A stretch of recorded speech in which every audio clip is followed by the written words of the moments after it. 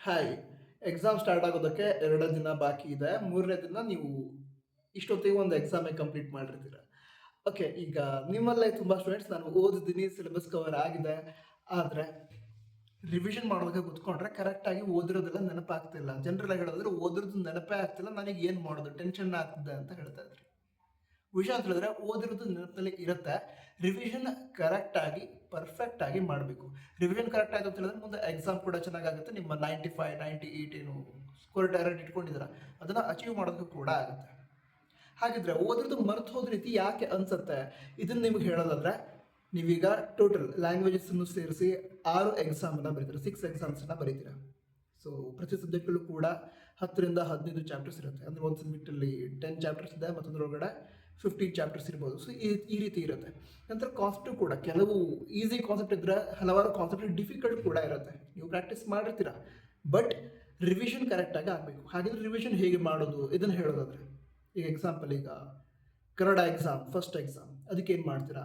Already ಓದಾಗಿದೆ, ನಿಮಗೆ summary ಗೊತ್ತು ಎಲ್ಲದು ಕೂಡ, ಹಾಗೆ ಕವಿಗಳ ಹೆಸರು ಗೊತ್ತು, ಅವ್ರ ಬಗ್ಗೆ ಬೇಕಾಗಿರುವಂಥ ಎಲ್ಲ ಡೀಟೇಲ್ಸ್ ಗೊತ್ತು, ಕೃತಿಗಳ ಹೆಸರು ಗೊತ್ತು.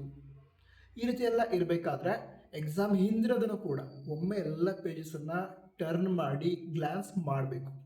ಈಗ ಯಾವುದೊಂದು ಫಸ್ಟ್ ಚಾಪ್ಟರ್ ಎಲ್ಲ ಚಾಪ್ಟರ್ಸನ್ನು ಟರ್ನ್ ಮಾಡಿ ಗ್ಲಾನ್ಸ್ ಮಾಡಿಕೊಂಡ್ರಿ, ಅದನ್ನ ನಂತರ ಆ ನೋಟ್ಬುಕ್ ಅವ್ರ ನಿಮ್ಮ ಟೆಕ್ಸ್ಟ್ ಬುಕ್ ಅದನ್ನು ಕ್ಲೋಸ್ ಮಾಡಿ ನೆನಪು ಮಾಡ್ಕೊಳ್ಳೋದಕ್ಕೆ ಟ್ರೈ ಮಾಡಿ, ನೆನಪಾಗುತ್ತೆ.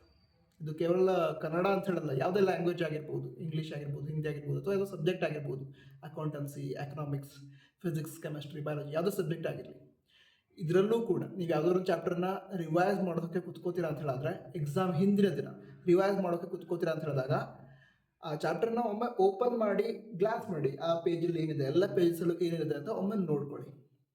5 ಮಿನಿಟ್ಸ್ ಸಾಕು. ನೀವು ಓದಿರೋ ಚಾಪ್ಟರ್ ಅಂತ ಹೇಳಿದ್ರೆ ಒಮ್ಮೆ ಗ್ಲಾನ್ಸ್ ಮಾಡೋದಕ್ಕೆ 5 ಮಿನಿಟ್ಸ್ ಸಾಕು. ಗ್ಲಾನ್ಸ್ ಮಾಡಿದಂದ್ರೆ ಕ್ಲೋಸ್ ಮಾಡಿ ಆ ಬುಕ್ಕನ್ನು. ಅದ್ರ ನಂತರ ನೆನಪು ಮಾಡ್ಕೊಳ್ಳೋಕ್ಕೆ ಟ್ರೈ ಮಾಡಿ, ನೆನಪಾಗುತ್ತೆ, 100% ನೆನಪಾಗುತ್ತೆ. ಇದನ್ನು ಟ್ರೈ ಮಾಡಿ, ಈಗಿಂದನೇ ಇದನ್ನು ಸ್ಟಾರ್ಟ್ ಮಾಡಿ. ಯಾಕಂತೇಳಿದ್ರೆ ಈಗ ರಿವಿಷನ್ನೇ ಮಾಡಬೇಕಾಗಿರೋದು, ಎಕ್ಸಾಮ್ಗೆ 2 ಡೇಸ್ ಅಷ್ಟೇ ಇರೋದ್ರಿಂದ ನೀವು ರಿವಿಷನ್ನೇ ಮಾಡಬೇಕಾಗಿರೋದು. ಕರೆಕ್ಟಾಗಿ ರಿವಿಷನ್ ಮಾಡೋದಕ್ಕೆ ಸ್ಟಾರ್ಟ್ ಮಾಡಿ, ಈ ಸ್ಟೆಪ್ಸನ್ನು ಫಾಲೋ ಮಾಡ್ತಾ ಹೋಗಿ, ಎಕ್ಸಾಮಲ್ಲಿ ಹೆಲ್ಪ್ ಆಗುತ್ತೆ. ನಂತರ ಕಾನ್ಫಿಡೆಂಟ್ ಆಗಿರಿ, ಓದಿರೋದು ನೆನಪಲ್ಲಿ ಇರುತ್ತೆ, ಎಕ್ಸಾಮ್ ಚೆನ್ನಾಗಿ ಆಗುತ್ತೆ. ನನ್ನ ಎಕ್ಸಾಮ್ ಚೆನ್ನಾಗಿ ಆಗುತ್ತೆ ಅಂತ ಕಮೆಂಟ್ ಕೂಡ ಮಾಡಿ. ಚೆನ್ನಾಗಾಗುತ್ತೆ. All the best. ಸಿಗೋಣ. ಜೈ ಹಿಂದ್, ವಂದೇ ಮಾತರಂ.